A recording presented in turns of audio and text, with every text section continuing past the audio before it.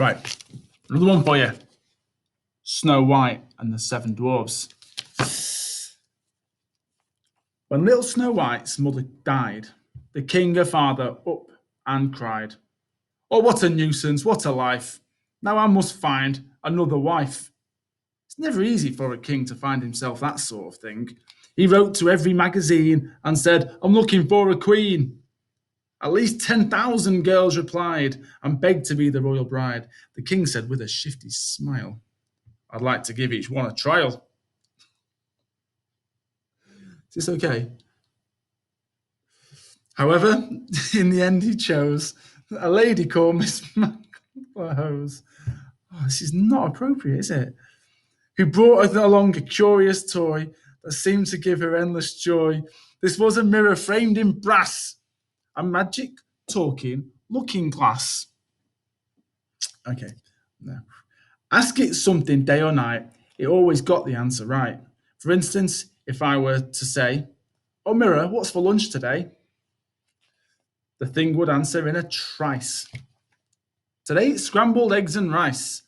Now every day, week in, week out, the spoiled and stupid queen would shout, "Oh, mirror, mirror on the wall, who's the fairest of them all?" The mirror answered every time, "Oh, madam, you're the queen, sublime. You're the only one to charm us. Queen, you're the cat's pajamas." For 10 whole years, the silly queen repeated this absurd routine. Then suddenly, one awful day, she heard the magic mirror say, "From now on, queen, you're number 2. Snow White is prettier than you."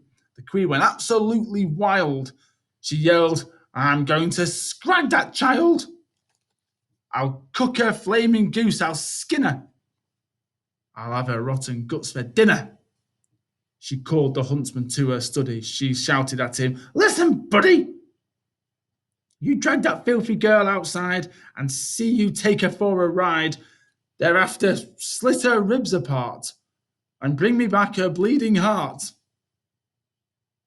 The huntsman dragged the lovely child deep into the forest wild. Fearing the worst, poor Snow White spake. She cried, "Oh, please give me a break." The knife was poised, the arm was strong. Like this one. She cried again, "I've done no wrong." The huntsman's heart began to flutter. It melted like a pound of butter. "Okay, beat it," he murmured, "okay, beat it, kid." And you can bet your life she did.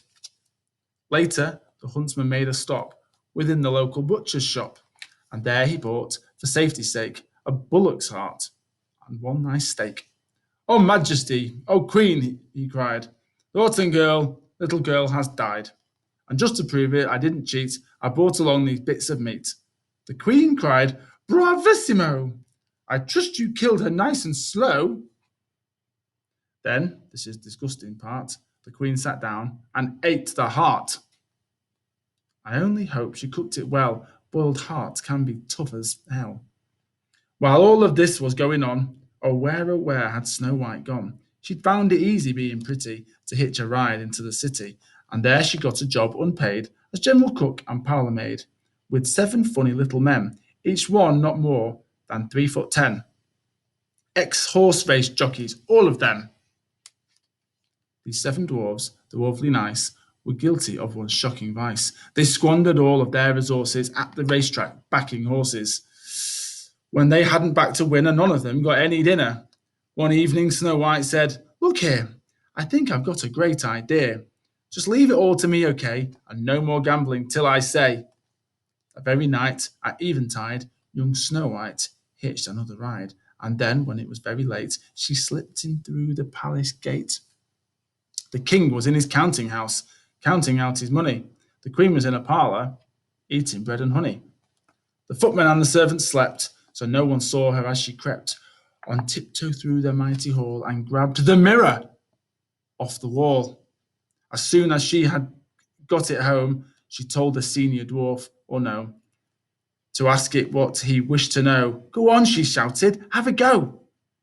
He said, "Oh, mirror, please don't joke. Each one of us is stony broke. Which horse will win tomorrow's race? The Ascot Gold Cup steeplechase." The mirror whispered sweet and low, "The The horse's name is Mistletoe.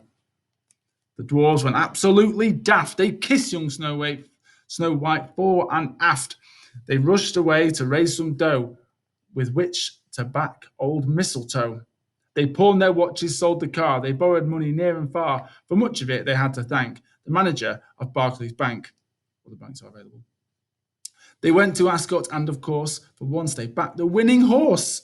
Thereafter, every single day, the mirror made the bookies pay. Each dwarf and Snow White got a share, and each was soon a millionaire, which shows that gambling is not a sin, provided that you always win.